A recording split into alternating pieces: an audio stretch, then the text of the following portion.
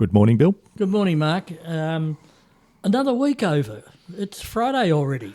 I know it's quite scary. I've had an interesting week. I went to the 30-year vision discussion led by our Mayor on Tuesday. Wednesday, drove down to Warrnambool in that horrific wind and rain to set up an AICD event held in Warrnambool. The first one we've held there in 5 years, which was well attended and great fun. Whizzed back yesterday, and here I am today. That's right. Well, yes, I've had a quiet week this week because the previous, as you know, week and a half, I was doing the sole judge in the Colac Region Business Awards. And how many businesses did you visit? 21. And which one stood out? Or you can't say, is that going to Oh, no, divulge? they had the award night last Saturday night, well attended. But and there's sort of no particular business of the year, but it's each category. And let me tell you, there are some of the world's best kept secrets there in that region.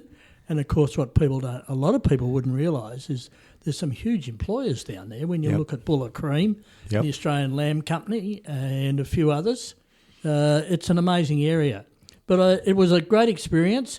And Mark, as far as you and I are concerned, I think we've got another 6 or 7 podcasts lined up in regional Victoria. So today's guest, Bill. All right, Leighton Wells. Welcome, Leighton, to our podcast. Hello, nice to be here. Now, I first met you Mark, you would have been at the same time, where you were running a program out at Federal Mills called Pivot. Is that correct?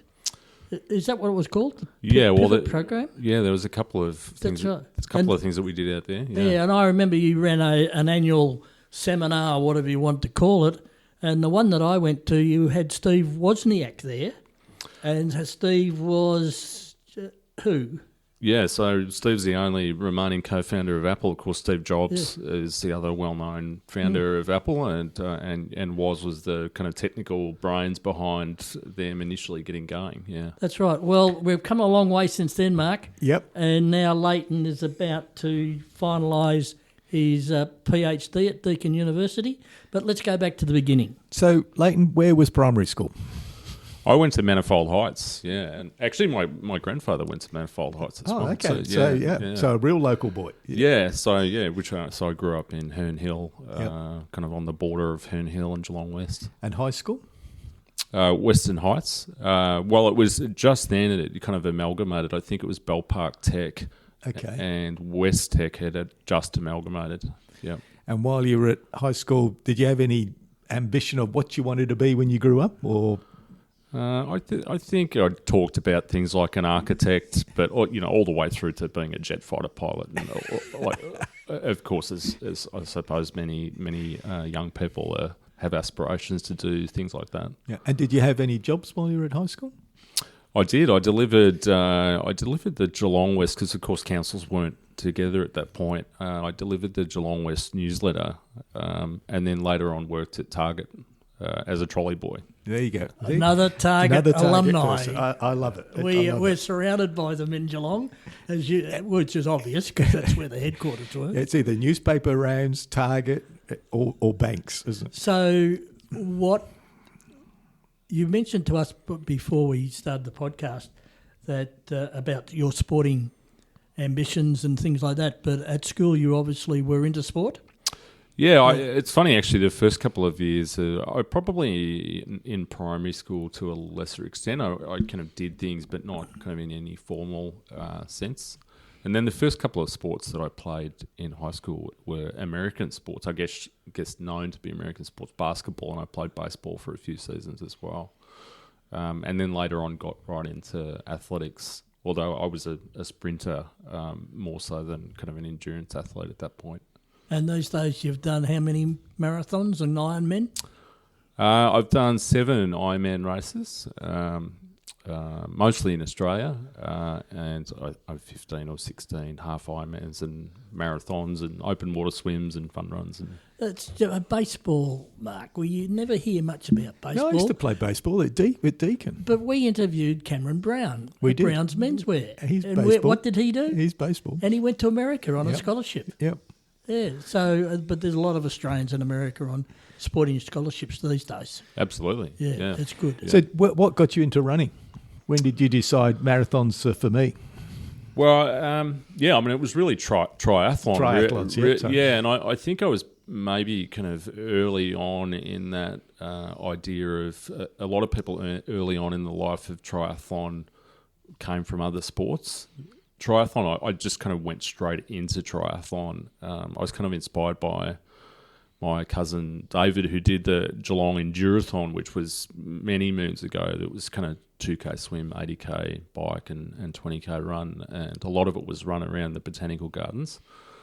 I think I would have been like 9 or 10 seeing him. And then it wasn't until kind of like 4 or 5 years later that a friend of my sister's was doing triathlon training and said, "Oh, would you like to come along and do some training with me?" And that kind of the rest is really history. That's where it went. Oh. So I've been doing endurance events on and off for I'm 48 now, on and off for 33 years. Okay. And when you left high school, did you head off to uni or TAFE or what did you? Yeah, straight to Deakin. In fact, I've just submitted my Ph.D, which is my 5th Deakin qualification. I should have a frequent flyer at Deakin, but so I went and did an undergrad in biology, majoring in molecular biology, and largely because my friends did it, and I wasn't sure exactly what to do at that point, and so I thought, well, if my friends are doing it, then I'll do that. Oh, Leighton, explain molecular biology to me.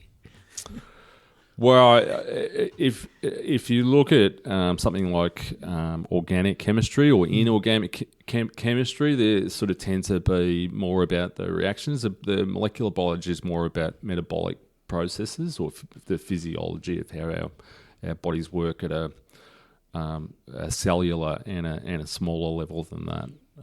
Mark, I just now realise why I only got 32 marks out of 100 for Year 12 chemistry back in the 60s. So what was your first then real job? You stepped out of uni and where did you go? I think probably the first, if you want to call it real job, I went up the highway to Melbourne. I lived with my cousin in the southeastern suburbs of Melbourne and worked for a company called Varian, which is in the scientific instrument space. If you want to use a fancy term, spectrophotometers is what they produce to analyse compounds. And so I wrote technical manuals for spectrophotometers for a few years and went from that business to another scientific instruments business, again in a Marcoms, marketing communications capacity. Yeah. And then you sort of seem to follow that theme in marketing. Well, I kind of dumped the scientific component and then went straight into pure marketing for different businesses of different shapes and sizes over the following years. So that would have been, I think, probably through to about sort of 2013, 2014 for different companies, including my own company as well. Yes, that's right. Who was that? Which company? Well, I ran 2 businesses. Initially, I was just consulting by myself, and my business was called Crux Marketing. Yep. And that kind of evolved into another business, which was a digital agency called Digital Smith. Yep, remember that. Yeah, and so we did some cool projects with different size businesses, all the way up to kind of like the John Holland and Catapult Sports, which is another famous Australian sporting tech business, which I think is now market cap's about $2 billion. So, So what took you out of those? What took you out of the marketing field and running your own marketing business? I seem to kind of found myself in industrial kind of marketing, steel storage, and then I worked for a business which was more involved in heavy machinery. And no offense to those businesses, but it just didn't excite me to be marketing products which didn't resonate with me on a personal level. And so I decided to start up my own marketing business and I guess pitch to businesses that I felt I could offer something to.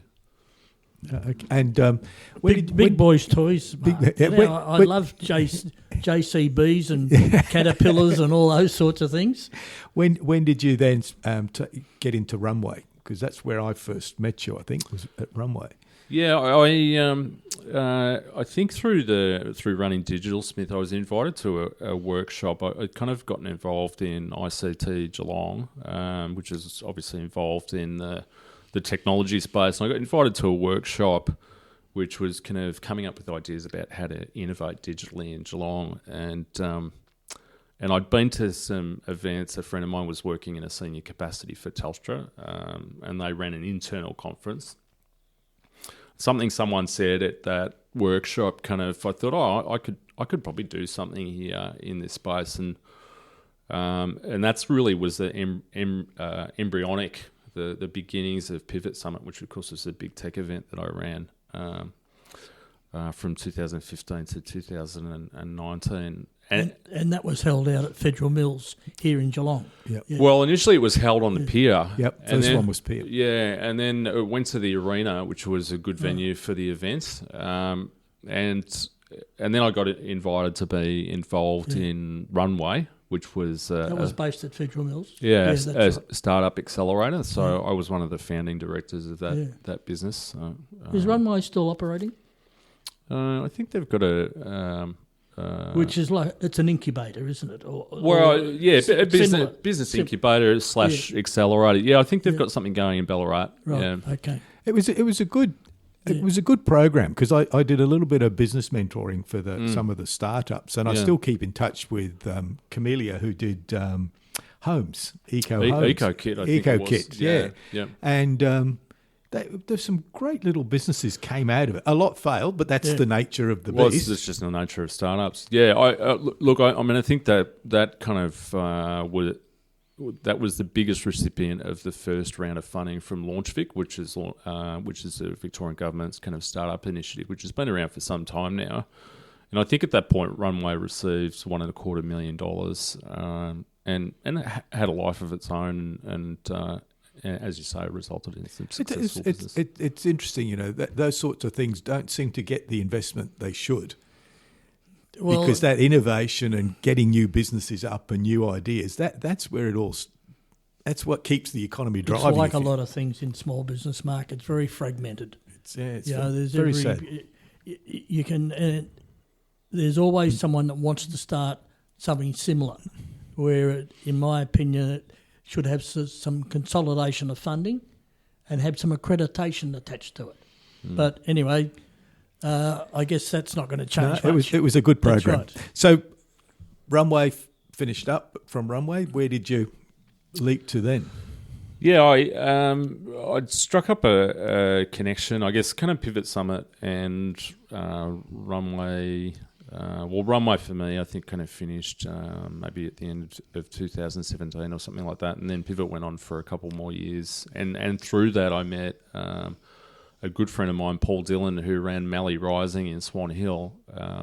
And then we kind of evolved that into regional rising and did a whole bunch of entrepreneurship things around regional Victoria, Swan Hill, Mildura, and also across the border we went to Broken Hill and Wentworth as well too, and some other places, and did things with the Victorian and New South Wales government.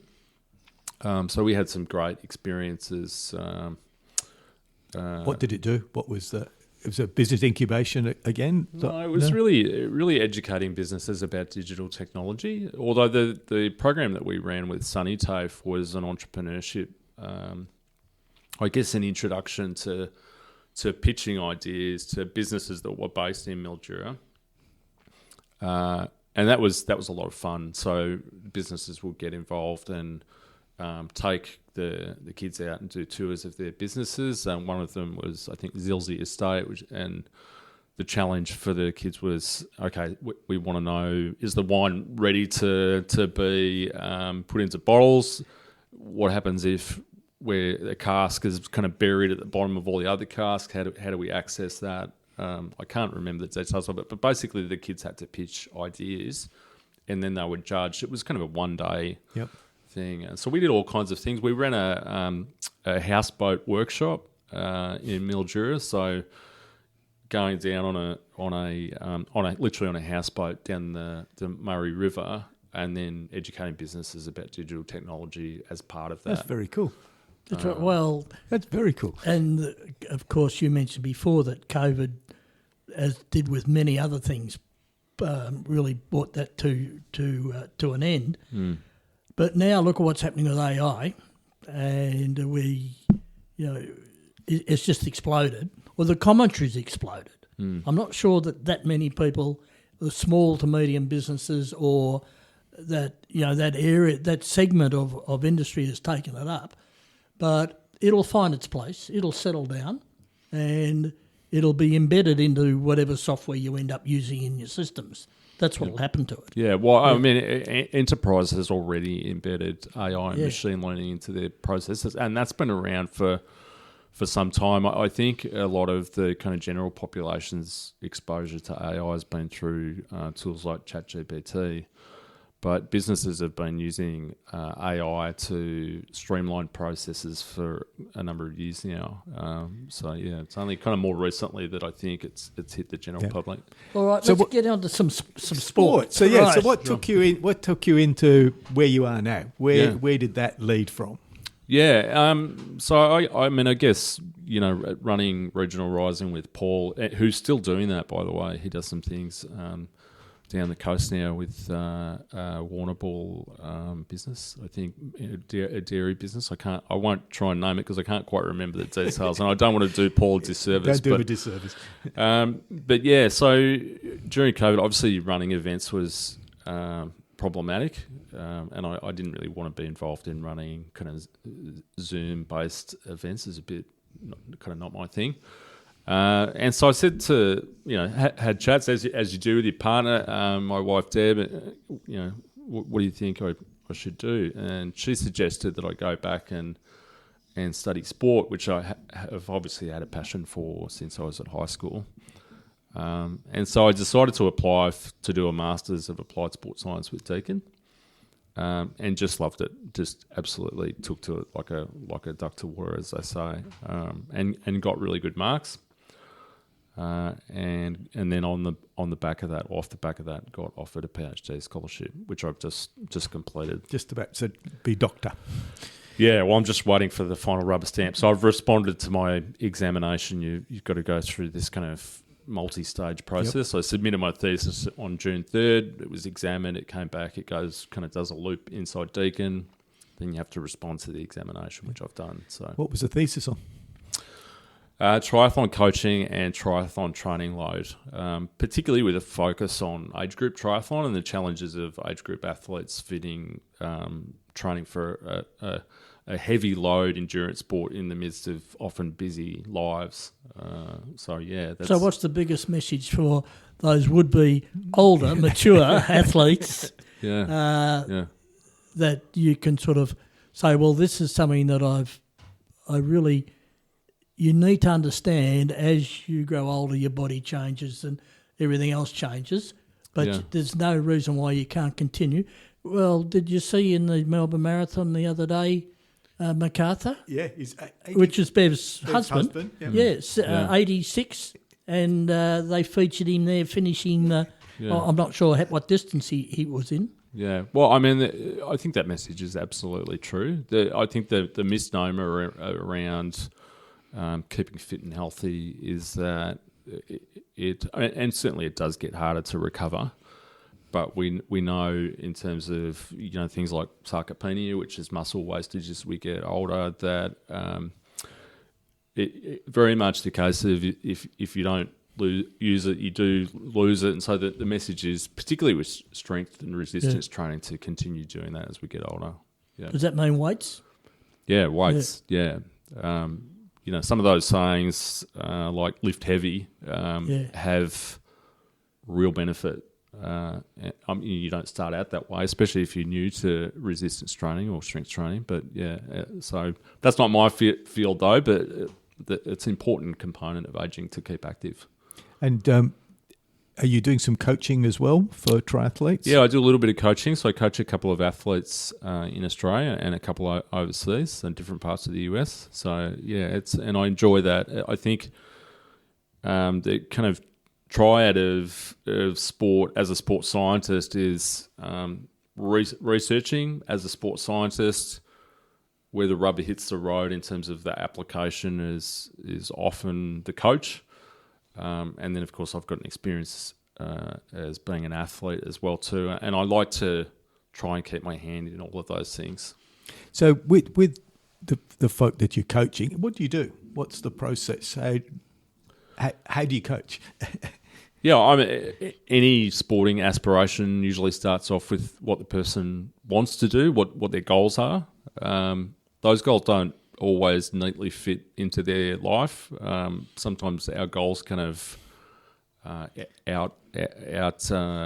don't fit adequately with a busy life. So sometimes you have to temper that a little bit with athletes. But it's about designing a program to help them reach a goal. So I've helped athletes complete their first Ironman, for example, and then they have to figure out how to squeeze in those hours into their existing schedules. And is part of that sort of physical exercise and strengthening, and then is there a mental component to it in terms of the mindset? Or yeah, it's funny. One of my PhD examiners, who I think really understood the pitch of my research, and kind of resonated and agreed with a lot of what I'd said, basically said that as sports scientists and coaches, we end up as quasi-psychologists as well too. You kind of can't escape that, because invariably when people are trying to fit training into their life, I can't do that, I've got a work commitment, or I've got some family things going on at the moment, or I'm just struggling mentally. So you end up having a lot of conversations that are not about sport so much, which is fine. But it all comes together, though, doesn't it? Well, this is this concept again, which I was part of my research of life load. So we have sporting load, which is our training, and then we have non-sport load, which is all of the other things which sit around that, and together those things form life load.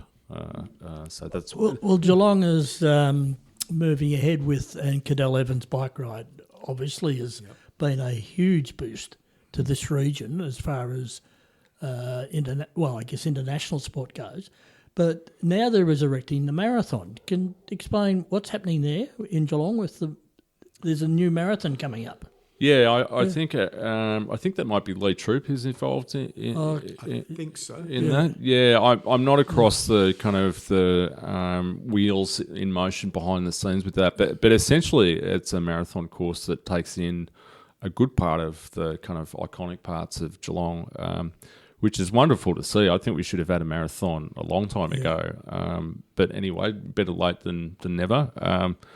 And I signed up for that myself, so I'm looking forward to... Well, I haven't, by the way. I'm sure there'll be a walk attached to it. I think there's an 8K run and walk. I think they have a half marathon and then a full marathon as well too. Yeah, that'll be good.